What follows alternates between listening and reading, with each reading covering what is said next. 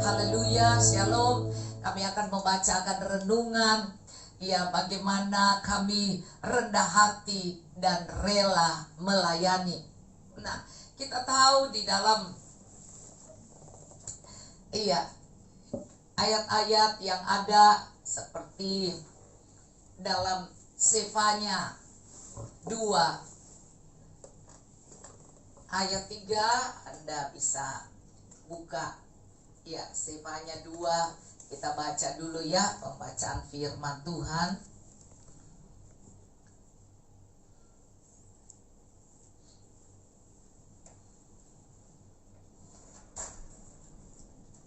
Ya, Sefanya 2 ayat 3. Kita baca ya. Ya, saudara, Anda perhatikan di sini, carilah Tuhan, hai semua orang yang rendah hati di negeri, yang melakukan hukumnya. Carilah keadilan, carilah kerendahan hati.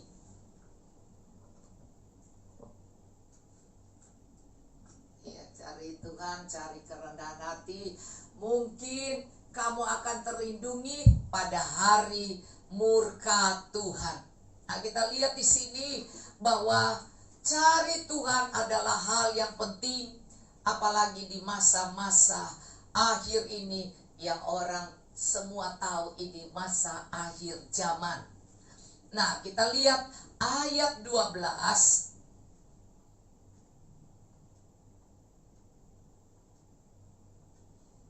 Ya, ayat 12 sampai 13 kita baca ya.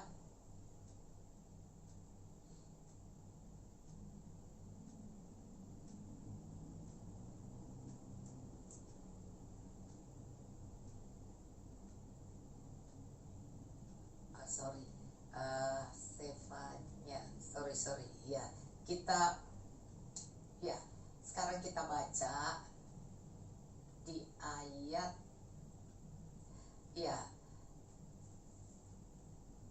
mari kita lihat di dalam 1 Korintus. Kita baca 1 Korintus 1 ayat 26. Ya, dari ayat 26 kita baca sampai 31. Ingat saja saudara, bagaimana keadaan kamu ketika kamu dipanggil menurut ukuran manusia. Tidak banyak yang bijak, tidak banyak yang berpengaruh, tidak banyak orang yang terpandang. Tapi apa yang bodoh bagi dunia dipilih Allah untuk memalukan orang-orang yang berhikmat, dan apa yang lemah bagi dunia dipilih Allah untuk memalukan apa yang kuat. Tuhan mencari orang-orang yang rendah hati, dan apa yang tidak terpandang dan yang hina bagi dunia dipilih Allah. Bahkan apa yang tidak berarti dipilih Allah untuk meniadakan apa yang berarti, supaya jangan ada seorang manusia pun yang memegahkan diri di hadapan Allah, tetapi oleh Dia kamu berada dalam Kristus Yesus, yang oleh Allah telah menjadi hikmat bagi kita. Ia membenarkan dan menguduskan dan menebus kita. Karena itu seperti ada tertulis, barang siapa yang bermegah, hendaklah ia bermegah di dalam Tuhan. Nah, saya melihat di sini dalam pembacaan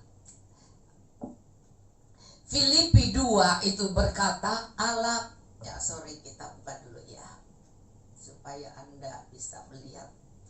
Filipi 2 ayat 5.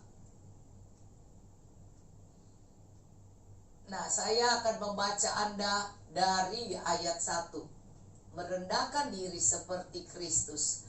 Oleh karena dalam Kristus ada nasihat, ada penghiburan kasih, ada persekutuan roh, ada kasih mesra dan belas kasihan. Karena itu sempurnakanlah sukacitaku dengan ini, hendaklah kamu sehati sepikir dalam satu kasih, satu jiwa, satu tujuan, dengan tidak mencari kepentingan sendiri atau puji-pujian yang sia-sia. Sebaliknya, hendaklah dengan rendah hati seorang menganggap yang lain lebih utama daripada dirinya sendiri. Dan janganlah tiap orang hanya memperhatikan kepentingannya sendiri, tetapi kepentingan orang lain juga. Ayat 5, hendaklah kamu dalam hidupmu bersama menaruh pikiran dan perasaan yang terdapat juga dalam Kristus Yesus. Ya, di sini dikatakan ayat dan kemudian ayat 6, yang walaupun dalam rupa Allah tidak menganggap kesetaraannya dengan Allah sebagai milik yang harus dipertahankan, melainkan telah mengosongkan dirinya sendiri dan mengambil rupa seorang hamba dan menjadi sama dengan manusia. Dalam keadaan sebagai manusia, ia telah merendahkan dirinya dan taat sampai mati, bahkan sampai mati di kayu salib. Itulah sebabnya Allah sangat meninggikan dia dan mengaruniakan kepadanya nama di atas segala nama, supaya dalam nama Yesus bertekuk lutut segala yang ada di langit dan yang ada di atas bumi dan yang ada di bawah bumi, dan segala lidah mengaku Yesus Tuhan bagi kemuliaan Allah Bapa. Nah, saudara, kita perhatikan di sini saat pembacaan firman Tuhan ini, kita lihat lagi ayat 12, tetaplah kerjakan keselamatanmu. Hai saudara-saudaraku yang kekasih, kamu senantiasa taat. Karena itu tetaplah kerjakan keselamatanmu dengan takut dan gentar, bukan saja seperti waktu aku masih hadir, tetapi terlebih pula sekarang waktu aku tidak hadir. Karena Allah yang mengerjakan di dalam kamu baik kemauan maupun pekerjaan menurut kerelaannya. Lakukanlah segala sesuatu dengan tidak bersungut-sungut dan berbantah-bantah, supaya kamu tiada beraib dan tiada bernoda, sebagai anak-anak Allah yang tidak bercelah di tengah-tengah angkatan yang bengkok hatinya dan yang sesat ini, sehingga kamu bercahaya di antara mereka seperti bintang-bintang di dunia, sambil berpegang pada firman kehidupan, agar aku dapat bermegah pada hari Kristus, bahwa aku tidak percuma berlomba dan tidak percuma bersusah-susah, tapi sekalipun darahku dicurahkan pada korban dan ibadah imanmu, aku bersukacita, dan aku bersukacita dengan kamu sekalian, dan kamu juga harus bersukacita demikian, dan bersukacitalah dengan aku. Nah, kalau kita melihat di sini dikatakan bahwa Tuhan adalah Allah yang luar biasa. Tapi waktu dia selama hidup di dunia, dia tidak menjadi sombong, tetapi dia rendah hati, saudara ya. Ya, di sini dia ajarkan kita supaya kita menaruh pikiran dan perasaan yang terdapat juga dalam Kristus Yesus, yang walaupun dia dalam rupa Allah, tidak menganggap kesetaraan dengan Allah itu sebagai milik yang harus dipertahankan, melainkan telah mengosongkan dirinya sendiri dan mengambil rupa seorang hamba dan menjadi sama dengan manusia. Dan dalam keadaan sebagai manusia, ia telah merendahkan dirinya dan taat sampai mati, bahkan sampai mati di kayu salib. Nah, saudara, Anda perhatikan ayat 9 berkata, itulah sebabnya Allah sangat meninggikan dia dan mengaruniakan kepadanya nama di atas segala nama, supaya dalam nama Yesus bertekuk lutut segala yang ada di langit dan ada di atas bumi dan yang ada di bawah bumi, dan segala lidah mengaku Yesus Kristus adalah Tuhan bagi kemuliaan Allah Bapa. Ini menyatakan bahwa untuk bisa memenangkan jiwa, supaya semua bisa bertekuk lutut di dalam nama Tuhan Yesus, yang di darat, di atas langit, dikatakan yang ada di langit dan yang ada di atas bumi, bahkan yang di bawah bumi, maka semua lidah juga akan mengaku. Maka di sini adalah kita harus mencontohi kehidupan Tuhan selama di dunia, bahwa dia begitu rendah hati. Dia sangat rendah hati dan dia melayani sesama dan dengan rela dan tidak bersungut-sungut.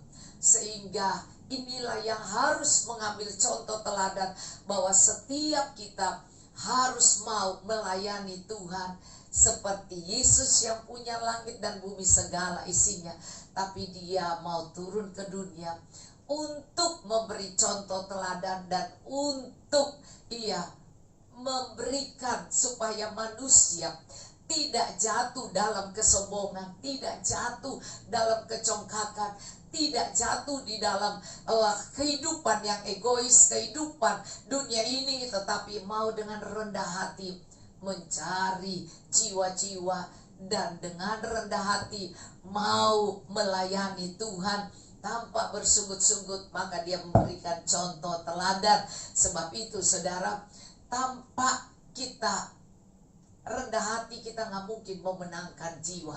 Kita perlu untuk rendah hati, karena dengan rendah hati ini kita baru bisa melayani, disebut hamba, hati hamba. Iya, pada suatu hari saudara ada pemuda datang dan dia bertanya kepada gurunya. Ini guru yang hebat, yang pasti sudah ternama, sudah namanya sudah terkenal, dan mungkin dia punya satu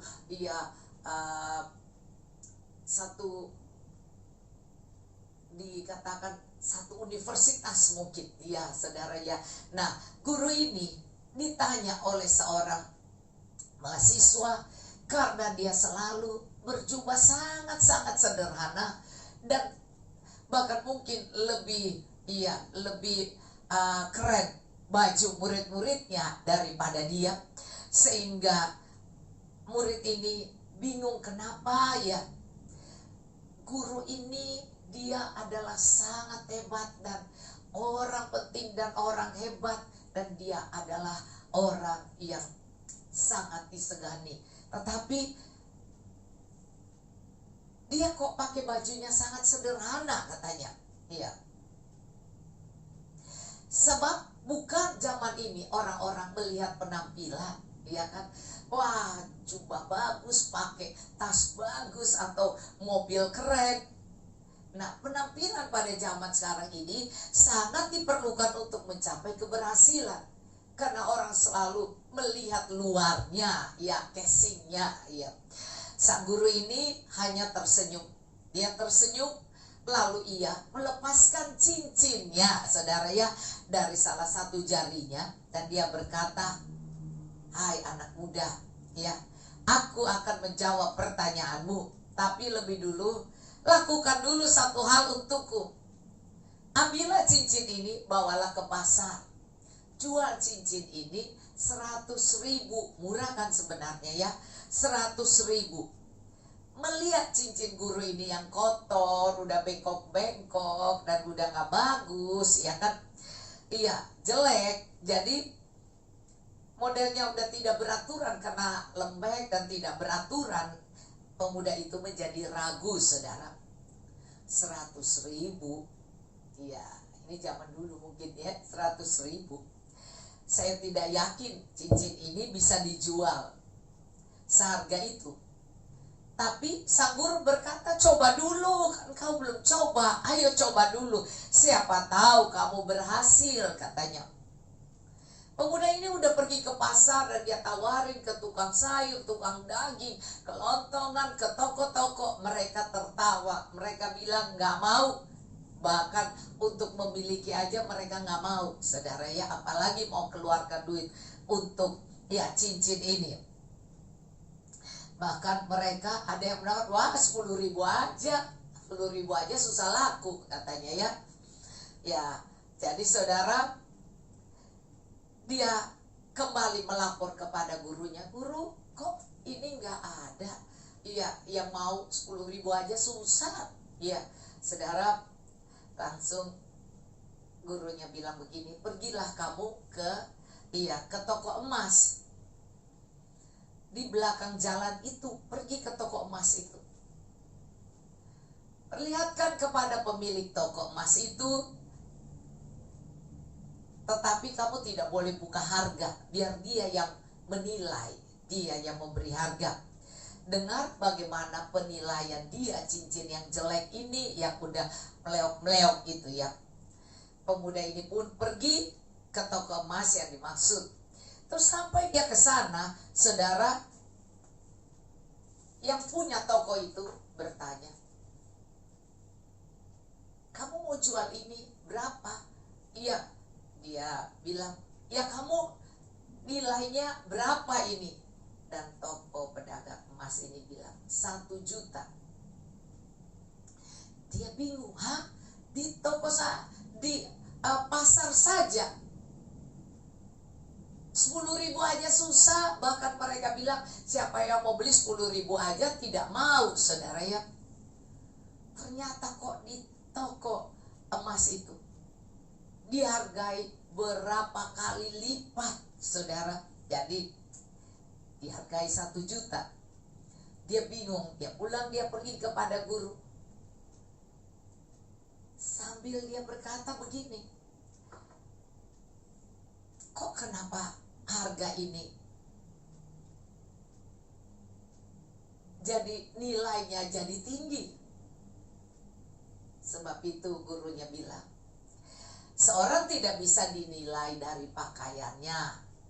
Iya, seorang tidak bisa dinilai dari cara berpakaian, cara bicara, ya kan, tidak bisa dinilai dari itu. Iya.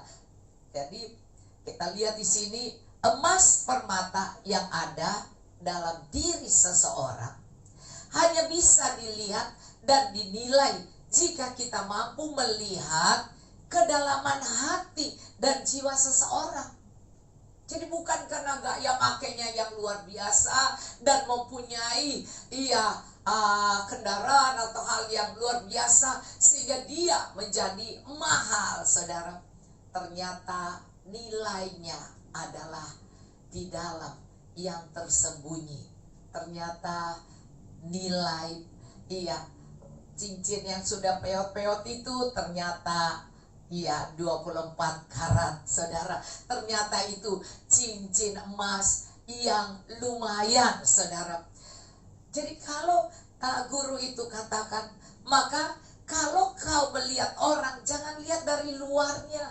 Jangan lihat, karena dia sekolah tinggi, dia terpandang, dia sepertinya pakai bajunya neces banget, rapi banget, ya kan, dandannya, dan pakai. Nah, karena nilai orang itu adalah di dalam hatinya. Nilai orang itu tidak dari penampakan luar, tapi nilainya ada di dalam hati. Sebab itu, kalau kita mampu melihat kedalaman hati dan jiwa seseorang itu, barulah kita bisa menilainya. Bukan hanya dengan tutur kata dan sikap yang kita lihat, hanya dengan sekilas, tapi sewaktu kita bergaul, kita bersama-sama, kita tahu nilai di dalam dia. Itu adalah indah. Ya, dalam kehidupan sehari-hari kerap kali kita menilai seseorang mungkin hanya dari penampilannya, dari baju yang dipakai, atau mungkin dari tutur kata dan sikap yang kita lihat, yang kita dengar. Karena orang bisa di depan pura-pura ngomong baik, di belakang bisa caci maki, saudara ya. Nah, sebab itu tidak bisa sekilas kita bergaul kita langsung bilang, oh dia baik, oh dia ini, nggak bisa, saudara ya. Akibatnya sama seperti pedagang itu yang di pasar tadi. Jadi kita lihat suka keliru, mereka bisa keliru karena penampilan dari cincin itu. Jadi mereka pikir itu bukan emas, saudara ya. Ya, jadi kalau hanya dari tutur kata, dari sikap orang, mata kita bisa dibohongi, dikelabui, dan telinga kita itu bisa salah dengar. Karena mereka bisa mengatur bicara di depan kita baik, tapi di belakang belum tentu. Sebab itu kita harus bisa bersama-sama, dan dalam hal itu kita bisa tahu siapa dan nilai dari orang itu. Sebab itu, saudara, dalam 1 Samuel 16 ayat 7b itu dikatakan bahwa sewaktu Samuel mau disuruh Tuhan untuk mengurapi anak Isai, maka dia melihat kakak-kakak Daud yang penampilan gagah, badan gagah, pakai baju keren, dan cara bicara bagus karena dia dikasih sekolah. Iya, kasih sekolah perwira, saudara, sekolah tentara. Nah, dia dikasih sekolah yang tinggi, tetapi Daud tidak, saudara. Sehingga hampir saja dia mengurapi kakak Daud yang penampilannya cakep, ganteng, badan dan postur tubuhnya keren, cara bicaranya sopan, teratur. Tetapi Tuhan bilang, bukan itu. Bukan itu. Tuhan bilang kepada Samuel, bukan itu. Nabi Samuel, bukan itu. Dikatakan, berfirman Tuhan kepada Samuel, janganlah pandang parasnya atau perawakan yang tinggi, sebab aku telah menolaknya. Bukan yang lihat manusia, yang dilihat Allah. Karena manusia itu melihat yang luar.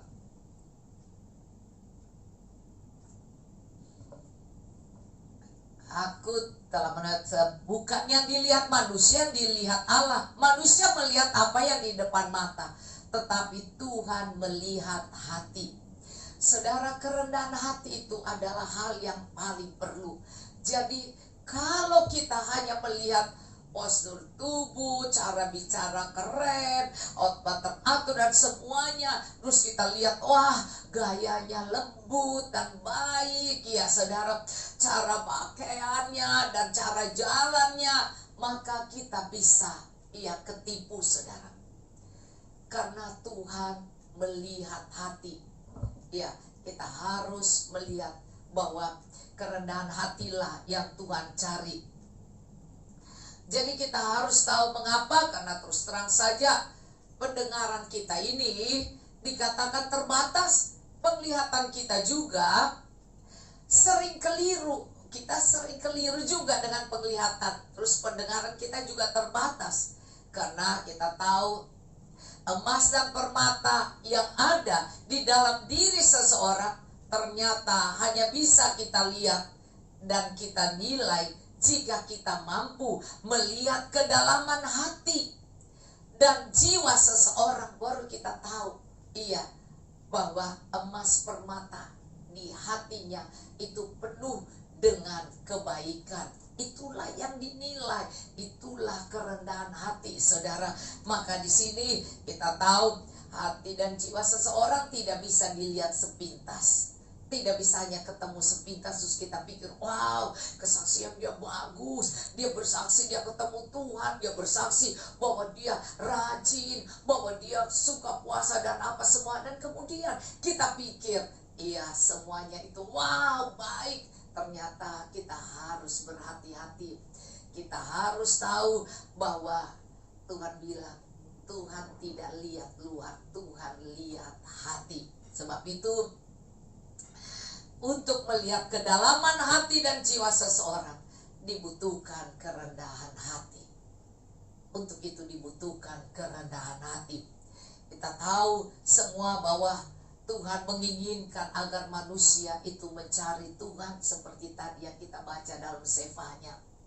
Sefanya 2 ayat 3, kita harus cari Tuhan, cari Tuhan dengan rendah hati. Itu perintah terus berusaha untuk bisa mendengar Tuhan suruhnya apa, sehingga dengan rendah hati kita akan taat dan kita akan menjadi hamba yang baik. Cari Tuhan, hai semua orang yang rendah hati.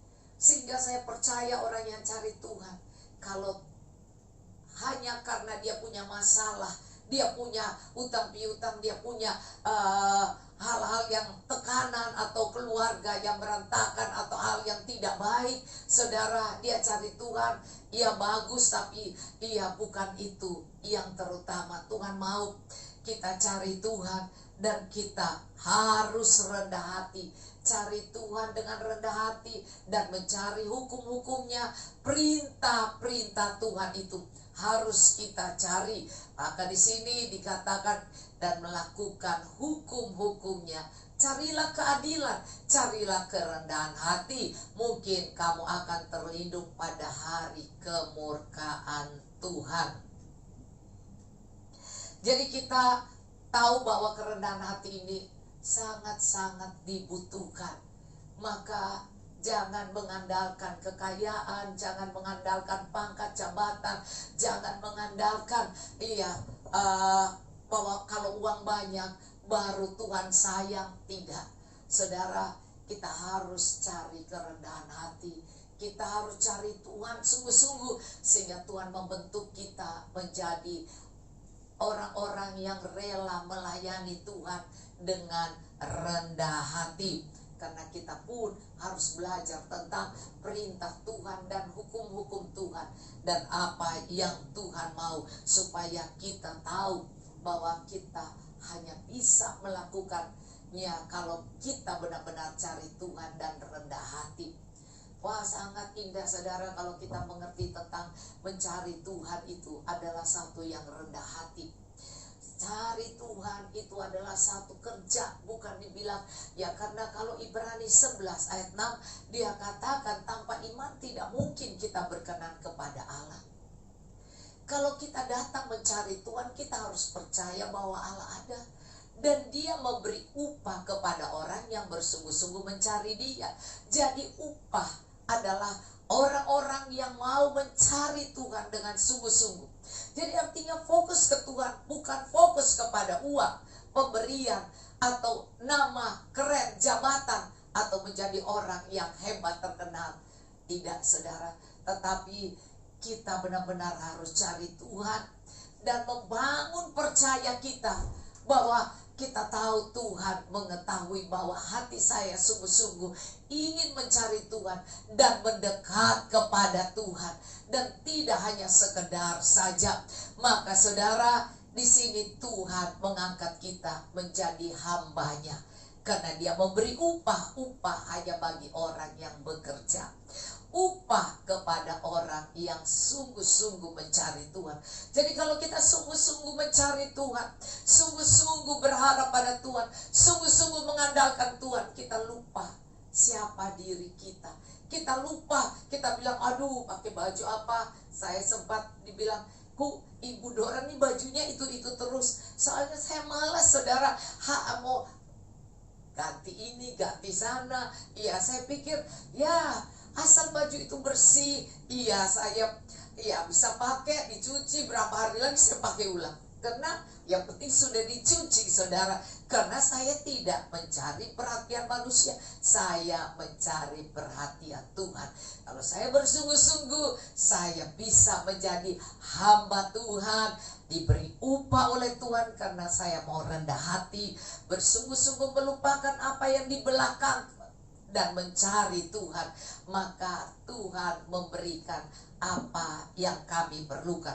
1 Korintus 1 ayat 26-31, Rasul Paulus ini menganjurkan jemaat Tuhan untuk rendah hati. 1 Korintus 1 ayat 26-31 ya. Rasul Paulus mengingatkan kita bahwa Allah lah yang meninggikan dan melayakkan dan membuat mereka menjadi jemaat, berarti di tengah gereja.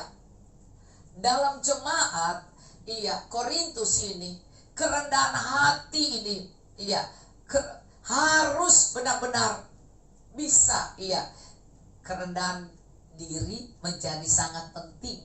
Rendah hati penting karena mereka adalah jemaat baru. Kalau jemaat baru, sebagai jemaat baru itu perangai dan gaya lama itu masih dibawa-bawa, pengen dihormati.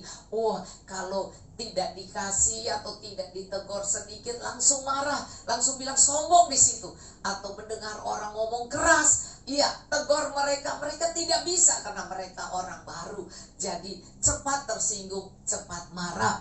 Nah, saudara, bahwa kalau yang masih baru itu masih bawa-bawa sifat lama, sehingga di Korintus ini ditegur perangai seperti menyombongkan diri, keinginan menjadi orang yang hebat, menjadi orang yang menonjol, atau yang rasa seperti mau jadi pahlawan di tengah-tengah jemaat situ, supaya disegani di gereja, dan keinginan menjadi sumber tergantung dari kehidupan gereja, masih kehidupannya yang masih lama itu belum hilang, saudara.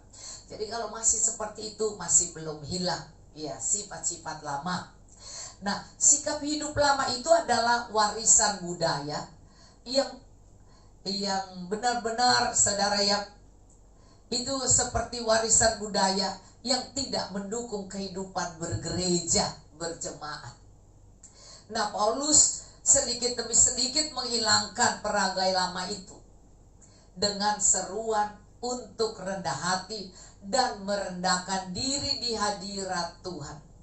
Jemaat Korintus ini diajak supaya semakin dekat pada Tuhan dan semakin memenuhi panggilan pelayanan Tuhan. Nah, saudara, memang di dalam rendah hati untuk melayani agak susah, saudara. Kalau orang baru langsung dikasih tugas pelayanan, dia lupa diri, saudara. Sehingga akhirnya kita lihat banyak orang yang baru menerima Yesus, langsung dipromosi, suruh bersaksi sini sana, diajak sini sana, bersaksi sini sana. Kayaknya mereka itu orang yang luar biasa. Akhirnya mereka jatuh dalam kesombongan, dan banyak yang akhirnya meninggalkan Tuhan lagi, kembali kepada sifat yang lama karena mereka sombong, saudara. Karena mestinya kalau Alkitab bilang kalau mereka yang baru jangan dikasih tugas dulu, sehingga mereka tidak menjadi sombong.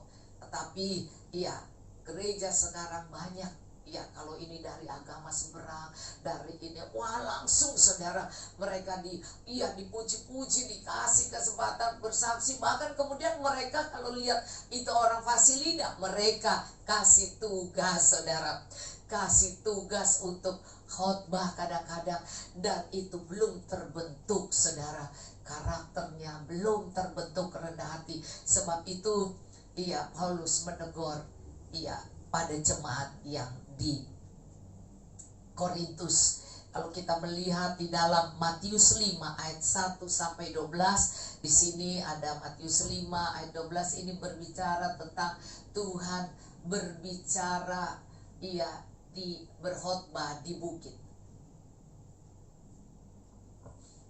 Tuhan mengajar mereka, dikatakan, berbahagialah orang yang miskin di hadapan Allah, karena mereka lah yang empunya kerajaan surga. Ayat 4, berbahagialah orang yang berduka cita, karena mereka akan dihibur. Ayat 5, berbahagialah orang yang lemah lembut. Ini yang rendah hati, lemah lembut, karena mereka akan memiliki bumi. Jadi kalau kita rendah hati seperti Tuhan, Filipi 2 tadi berkata, maka Tuhan ditinggikan, saudara. Nama di atas segala nama. Sebab itu pelayanan pada Tuhan harus selalu dengan rendah hati. Saya percaya, saudara, lemah lembut yang dikatakan ini adalah rendah hati dan orang yang taat dan yang benar-benar patuh kepada Allah. Yang selalu mau berserah dan mau hidup dipimpin oleh Tuhan dan sesuai dengan kebenaran firman Tuhan. Sehingga mereka adalah orang-orang yang lebih memperhatikan pekerjaan Allah, yang sungguh-sungguh rela bayar harga. Sebab itu, saudara, orang yang lemah lembut ini yang akhirnya akan memiliki bumi. Sebab itu, kalau kita mau melayani Tuhan, kita harus rendah hati. Nah, kalau kita melihat kerendahan hati, itu adalah kita merasa seperti anak-anak kecil yang tidak berdaya. Dikatakan Matius 18, Matius 18 ayat 4. Di sini tulis, sedangkan barang siapa yang merendahkan diri dan menjadi seperti anak kecil ini, dialah yang terbesar dalam kerajaan surga. Nah, saudara, disinilah kita lihat bahwa kerajaan surga itu bagian dari orang-orang yang mau merendahkan dirinya. Status apapun dia saat ini, dia tetap mau rendah hati, mau tunduk dan patuh. Dia melepaskan apa yang menjadi kebanggaannya. Bahkan dia tidak takut untuk memilih melayani Tuhan daripada melayani orang-orang kaya, saudara. Saya melihat kalau kita masih punya kasih mula-mula, kita berani tuh. Tapi kalau kita sudah tidak punya kasih mula-mula, itu kita pasti akan memilih melayani orang kaya daripada melayani Tuhan yang sepertinya melayani di gereja nggak kelihatan orang. Nah, tapi kalau orang kaya itu panggil, kalau orang hebat, wah kita rasa itu yang bagus. Bahkan banyak orang menerima pelayanan, mereka lihat, oh yang ini gereja kaya baru saya terima, oh yang ini yang miskin, oh saya nggak mau. Nah itu sulit, saudara. Maka kita harus melayani Tuhan seperti yang dikatakan, lembut hati maka kita akan memiliki bumi. Jadi kerendahan hati ini adalah hal yang seperti anak-anak itu. Jadi kalau dia kepengen itu, dia kepengen banget, saudara ya. Jadi Anda mau bilang apa, dia tetap mau itu, saudara. Dan Tuhan bilang orang yang seperti ini, anak-anak itu, rendah hati. Anak-anak itu cepat, kalau mereka berantem, mereka cepat baikan, saudara. Tidak menyimpan di hatinya. Maka saudara, kalau Alkitab ini katakan, ialah yang terbesar dalam kerajaan surga. Bahkan siapa yang menyambut seorang anak seperti ini dalam nama Tuhan, ia sedang menyambut Tuhan. Jadi saudara, kerendahan hati ini penting sekali di dalam pelayanan. Di banyak orang, mereka melihat dan mereka sepertinya berkelompok. Kalau kelompok ini kelompok kesukuan, wah baru aku suka dengan ini, kalau yang ini aku gak suka. Nah saudara, banyak gereja akhirnya membentuk kelompok. Oh kelompok ini satu golongan dengan kita, kelompok orang Tionghoa nih aku suka nih, karena itu aku bisa cocok nih. Terus kalau yang kelompok, ini kelompok Manado nih, aku suka di sini. Dan kemudian saudara, Tuhan mau orang kaya atau orang miskin, kesukuan itu tidak ada. Kita bersatu, rendah hati. Kita mau duduk bersama. Oh ini yang kaya nih, baru aku suka. Nah, kalau yang miskin, terus banyak juga orang yang bilang, wah kalau dengan orang kaya gue gak mau, gue suka duduk dengan orang miskin, gue minder. Nah minder itu pun sombong. Kita harus rendah hati. Kita gak boleh minder, saudara. Apapun kalau Tuhan mau, saat itu pun Anda mau duduk dengan, kalau Anda tidak punya apa-apa, Anda duduk dengan orang kaya pun Anda tidak usah berasa. Karena gereja Tuhan adalah pelayanan, tidak membedakan antara kaya dan miskin, orang Tionghoa atau orang asli Indo. Tidak, saudara, semua kita bersatu, saudara. Maka sebab itu kita harus menjaga kerendahan hati kita untuk kita tidak membeda-bedakan dalam pelayanan. Sebab itu jangan minder juga. Karena minder itu pun membuat, kalau orang pikir minder itu gak sombong, minder itu kembarannya sombong, saudara.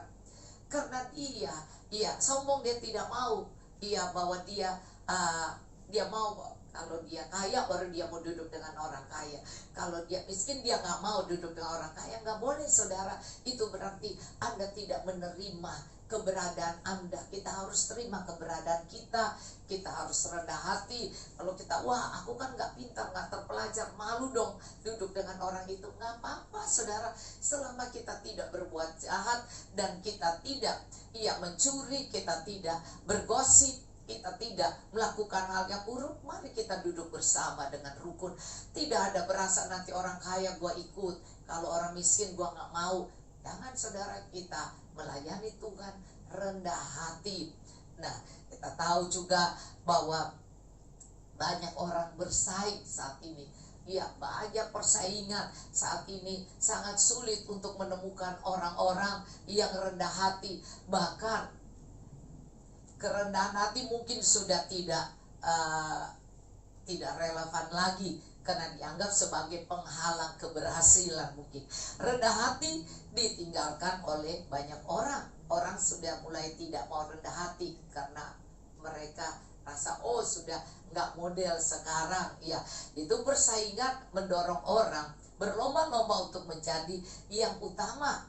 Sebab itu persaingan mendorong orang untuk berlomba mencegah orang lain menjadi yang utama. Mereka ya bersaing, saudara ya. Semua orang ingin menjadi nomor satu tentunya ya. Tidak sedikit orang yang memandang dirinya lebih dari orang lain. Persaingan mengakibatkan orang lebih menonjolkan penampilan luar, misalnya bakat, kemampuan, prestasi, jabatan, kedudukan, bahkan popularitasnya ya, dan harga diri yang dicapainya di tengah masyarakat. Dengan hal-hal tersebut orang lalu memandang dan menilai dirinya lebih hebat dan lebih tinggi derajatnya dari orang lain. Maka persaingan melahirkan banyak kesombongan. Dalam Alkitab, kesombongan, tinggi hati atau congkak dipandang sebagai akar dosa. Akar dosa. Karena mengesampingkan orang lain dan mengesampingkan Allah. Karena Allah mencintai orang-orang yang lemah itu juga, saudara ya. Hidup dengan rendah hatilah akan membuat seseorang menghargai dirinya dan bebas dari perangkap kesombongan. Dengan kerendahan hati orang dapat menerima dan menghargai dirinya dan menghargai orang lain dengan segala kelebihan dan kekurangannya. Saudara, ya, salah satu musuh yang paling berbahaya yang mengancam orang Kristen itu kesombongan atau meninggikan diri sendiri. Tidak ada dosa lain yang bekerja dengan lebih licik dan lebih sembunyi-sembunyi daripada dosa kesombongan ini, saudara. Depan kayaknya rendah hati, di belakang iya, wah mulai ngoceh, menggerutu, padahal itu tandanya sombong ya. Orang menggerutu itu sombong. Kesombongan juga dapat menyusup ke dalam pelayanan gereja. Kesombongan juga dapat menyusup dalam doa-doa kita. Kita suka berdoa, meminta yang ya, dan kemudian kita menyebuti dalam doa-doa tanpa sadar, saudara ya. Oleh karena itu, orang Kristen harus menjaga iman, hati, dan pikiran dan perilakunya agar tidak disusupi kesombongan. Oleh karena itu, kita harus memperhatikan apa yang diajar Alkitab mengenai kesombongan, dan kita belajar merendahkan hati untuk membuang kesombongan. Memang pelayanan itu susah, saudara, kalau kita tidak mau dibentuk karakter kita. Bagaimana kita bisa menjadi rendah hati? Iya, kita semua sedang belajar untuk itu. Ya, kita harus terus membaca renungan-renungan, dan kita terus merenungkan firman Tuhan, bagaimana kehidupan Tuhan dalam Filipi 2. Walaupun dia sebagai Allah, dia tidak memandang kesetaraannya sebagai Allah, jabatan, kedudukan apapun. Jangan hanya mengandalkan luar, saudara ya. Kita harus terus belajar akan anugerah keselamatan yang sudah Tuhan berikan melalui Yesus Kristus. Harus menjadi dasar yang kuat untuk kita menjadi rendah hati. Kita harus selalu mengingat Yesus lahir di kandang Betlehem, dan dia berjalan kaki kemana saja, mencari jiwa-jiwa, menyembuhkan orang sakit, mengusir setan, dan menolong orang-orang, dan mengajar di rumah-rumah ibadah. Dan dia terus, tidak capek-capeknya, dan dia tidak peduli. Bahkan dia dikejar-kejar seperti orang yang berbuat dosa. Bahkan terakhir Yesus harus mati di kayu salib hanya untuk menanggung dosa kita. Bagaimana Tuhan Yesus begitu rendah hati, dari surga turun ke bumi menjadi manusia biasa dan merendahkan hati. Kesadaran ini seharusnya membuat kita tak henti-hentinya bersyukur dan gak bosan-bosannya merendahkan hati dan merendahkan diri di hadapan Tuhan, mencari Tuhan terus dengan rendah hati, mencari Tuhan sehingga kita akhirnya menjadi hambanya. Dikatakan dia memberi upah kepada orang yang sungguh-sungguh. Tidak ada orang pengen memiliki pelayan atau hamba yang tidak sungguh-sungguh, tidak sungguh-sungguh patuh, yang selalu melawan, saudara. Maka Anda lihat di sini, menjadi rendah hati adalah perjuangan seumur hidup. Tidak sampai mendapat gelar pendeta, tetapi seumur hidup kita belajar rendah hati. Nah, namun kita tidak perlu khawatir. Kita tidak perlu khawatir karena kita mempunyai Tuhan yang rendah hati, dan dia berjanji menolong kita menjadi rendah hati seperti Yesus. Saya percaya bahwa Tuhan yang kita sembah ingin supaya kita menjadi orang yang rendah hati. Dan kita percaya, saudara, bahwa kalau kita berfokus kepada Tuhan, seperti yang Anda perhatikan kalau Yohanes Pembaptis di dalam Markus 1 ayat 1 sampai 8, kita lihat ya. Markus 1 ayat 1, ini cerita tentang Yohanes Pembaptis. Inilah permulaan Injil tentang Yesus Kristus anak Allah, seperti ada tertulis dalam kitab Nabi Yesaya.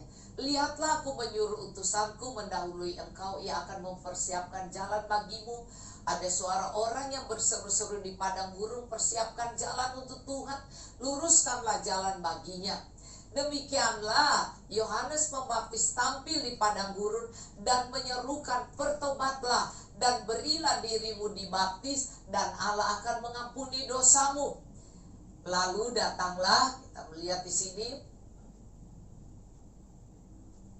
lalu datanglah kepadanya orang-orang dari seluruh daerah Yudea dan semua penduduk Yerusalem, dan sambil mengaku dosanya mereka dibaptis di sungai Yordan. Yohanes memakai jubah bulu unta dan ikat pinggang kulit, dan makanannya belalang dan madu hutan. Inilah yang diberitakan, sesudah aku akan datang, ia yang lebih berkuasa daripadaku. Membungkuk dan membuka tali kasutnya pun aku tidak layak. Coba Anda lihat, Yohanes ini pembuka jalan bagi Tuhan, begitu rendah hati. Aku membaptis kamu dengan air, tetapi ia akan membaptis kamu dengan Roh Kudus. Jadi kita lihat di sini, hidupnya berfokus kepada Kristus. Ayat 4 itu dikatakan, dalam pelayanannya Yohanes Pembaptis berfokus untuk memperkenalkan orang kepada Yesus, bukan kepada dirinya. Bahkan ketika orang-orang mulai meninggalkan,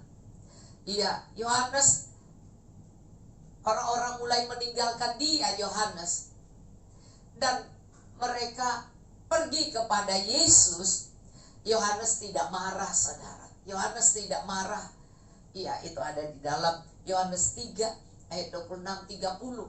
Karena dia yang pertama buat orang baptis, dia baptisan, terus kemudian akhirnya orang-orang semua ikut Yesus yang dibaptis olehnya. Saudara, kita lihat dia tidak marah, dia tidak berusaha untuk mempertahankan dirinya atau meminta kredit atas namanya, agar namanya dikenal, karena dia yang membaptis Yesus. Respon apa yang kita berikan ketika nama kita terabaikan dan tidak dikenal, tidak dianggap oleh orang, meskipun kita berjasa, telah melakukan sesuatu yang berguna. Kita harus seperti Yohanes, bisa melupakan apa yang pernah kita lakukan. Kalau toh kita sudah tidak dipakai, ada orang yang akan lebih lagi, kita harus mensupport orang itu, dan kita terus akan bersyukur dengan rendah hati. Inilah sifat dari Yohanes yang melayani Tuhan. Dan kita lihat Yang kedua adalah Yohanes memiliki gaya hidup yang sederhana. Itu ayat 6, di mana dikatakan Yohanes bajunya hanya dari jubah bulu unta dan ikat pinggang kulit, dan makanannya belalang dan madu hutan. Ia tidak merasa minder atau menjadi kurang berharga karena apa yang dia pakai, sebab Yohanes tahu bahwa identitasnya tidak ditentukan oleh apa yang ia makan, atau apa yang dia minum, atau apa yang dia pakai. Jadi bukan penampilan luar. Sehingga kalau kita lihat gambar Yohanes Pembaptis itu, ya kita lihat baju dari kulit unta itu seperti tidak dijahit, saudara ya. Begitu saja. Terus kemudian kita lihat sangat-sangat nggak nyaman, saudara. Tetapi bukan itu yang diperhatikan, tetapi hatinya, nilai di dalam hatinya, yaitu taat melakukan apa yang disuruhkan. Nah, ini identitasnya tidak ditentukan oleh apa yang dia makan, sehingga dia tidak perlu harus ditraktir di makan bistik atau makan ikan yang keren-keren. Tidak, dia pergi ke hutan dan dia hanya makan belalang. Iya, kita lihat belalang dan minum madu hutan ya. Tapi madu hutan sekarang mahal, dan madu hutan itu membuat imun naik ya. Nah, kita lihat ya, apa yang dia makan dan pakai dan dia minum, dia tidak harus seperti orang lain yang hebat-hebat. Nah, identitasnya ditentukan oleh perkataan Tuhan. Jadi dia menjaga identitasnya hanya dengan apa yang Tuhan katakan, dan perkataan Tuhan yang dia hidupi, dan itu akan menjadi panggilannya. Apakah kita masih merasa minder atau merasa kurang berharga, dan kita tidak memakai pakaian yang bermerek, atau tidak tiap hari tampil dengan baju yang beda, ya kan, saudara? Itu tidak memiliki, bahkan tidak memiliki kendaraan yang rasanya kendaraan yang jenis yang mahal, ya kan. Nah, atau kita tidak tinggal di daerah tertentu yang terkenal, kita tidak perlu minder, kita tidak perlu rasa aku orang yang tidak punya apa-apa begitu, jadi aku nggak usah untuk melayani, nggak usah untuk dekat dengan orang-orang lain yang punya mobil atau punya. Enggak, saudara, Anda harus melepaskan minder, karena minder itu pun juga adalah tidak rendah hati. Ya, saudara, kalau Yohanes saja membuka jalan Tuhan dan yang baptis saja dengan jubah dan makanan yang sangat sederhana, makanya kita juga harus bisa menghidupi hidup ini hanya dengan panggilan Tuhan yang sederhana. Maka yang ketiga kita lihat dari pelayanan dari Yohanes adalah pelayanannya tanpa gengsi. Ya, pelayanannya tanpa gengsi. Dia berkata, bahkan membuka tali kasut saja Tuhan dia tidak layak. Dia berbicara dengan sangat rendah hati. Dan kita lihat satu pekerjaan khusus yang disebut oleh Yohanes Pembaptis di ayat yang ke-7, yaitu membungkuk dan membuka tali kasut. Itu tidak layak, katanya dia. Bayangkan, padahal dia yang baptis Tuhan Yesus. Biasanya, kalau kita baptis orang dan orang itu jadi terkenal, kalau kita yang menolong orang dan orang itu terkenal, terus kita kemudian menjadi sombong, terus kita bilang, kalau bukan gua tuh, gua yang baptis dia, aku yang berkati dia, aku yang baptis dia, aku yang begini. Nah, saudara, tapi Yohanes tidak. Dia menyebutkan pekerjaan ini bukan tanpa sengaja, justru sengaja dia ngomong bahwa membuka tali kasut ini pun aku tidak layak. Dia menyebutkan tentang pekerjaan itu. Yohanes sebagai orang Yahudi tahu bahwa pekerjaan ini adalah pekerjaan yang paling kecil, yaitu paling hina.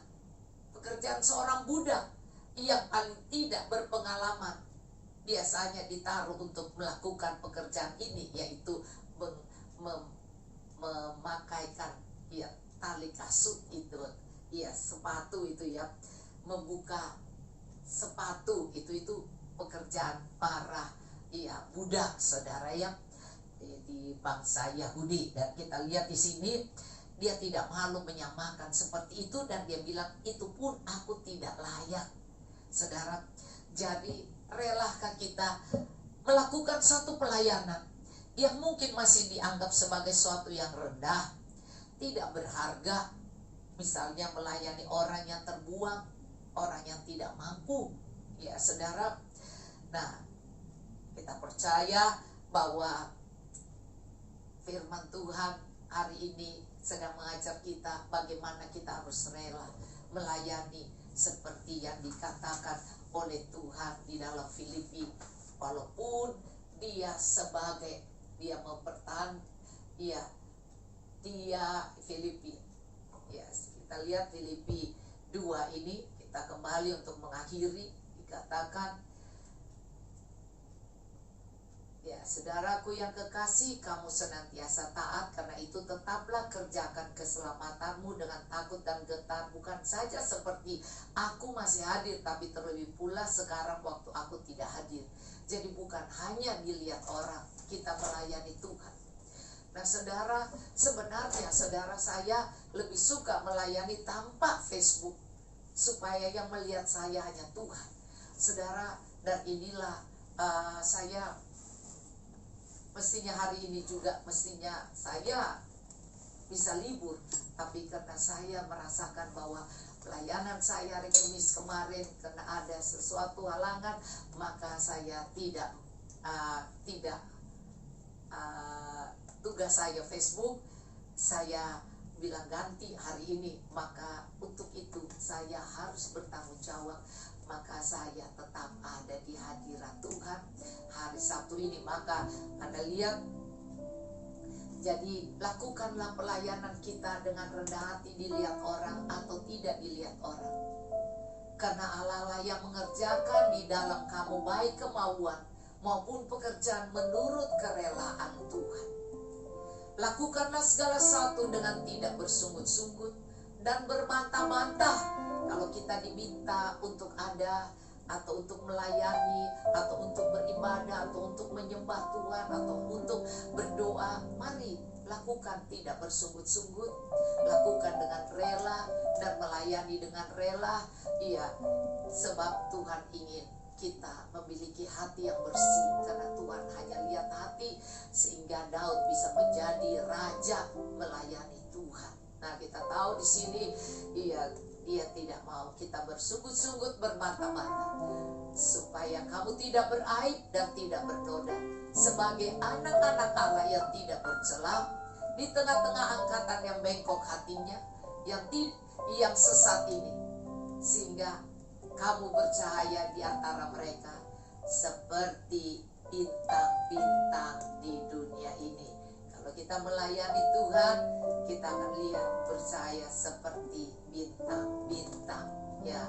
Nah saudara, itulah sebabnya Allah sangat meninggikan Tuhan dan mengeruniakan kepadanya nama di atas segala nama, dan dalam nama Yesus bertekuk lutut segala yang ada di langit dan yang ada di bumi, di bawah bumi, dan segala lidah mengaku Yesus Kristus adalah Tuhan bagi kemuliaan Allah Bapa, dengan cara pelayanan kita yang seperti Tuhan lakukan, bahwa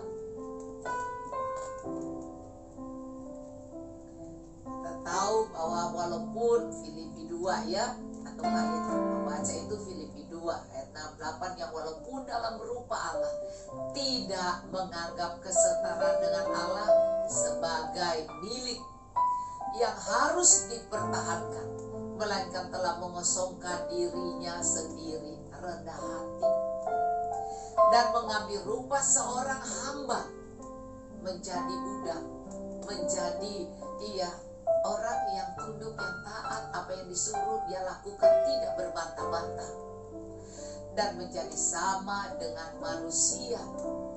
Dan dalam keadaan sebagai manusia, ia telah merendahkan dirinya, dan ia taat sampai mati di kayu salib. puji Tuhan saudara, Anda melayani Tuhan tidak sampai mati saudara.